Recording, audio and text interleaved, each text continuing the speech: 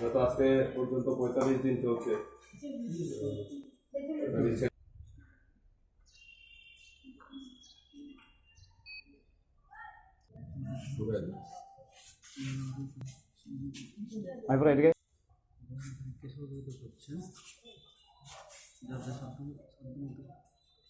কেউ 100 টাকা, কেউ 50 টাকা, কেউ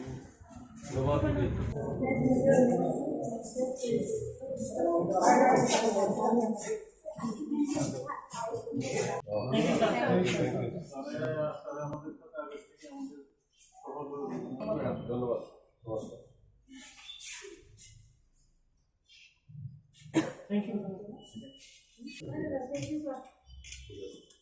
ধন্যবাদ।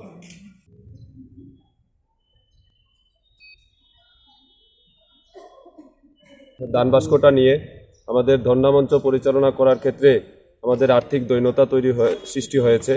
এই আর্থিক দৈন্যতা মেটানোর জন্য আমাদের অনেক কিছু ঋণ হয়ে গেছে। আমরা কারেন্ট ব্যবহার করছি, এখানে অনেক ভাড়া জমে গেছে। তারপর আমাদের যে ডেকোরেটার্স আছেন ওনার দেনা রয়ে গেছে। এছাড়া আমাদের প্রতিদিনকার খাবার দাবার পরিচালনা করার জন্য যে টাকার প্রয়োজন, সেই টাকাটা আমরা এখন আর সংস্থান করতে পারছি না। সেই জন্য আমাদের রাজ্যের অভিভাবকরা অতদিন আমাদের এই খাবার ব্যবস্থা করে দিয়েছিলেন, সেটা দিয়ে আমরা চলেছি।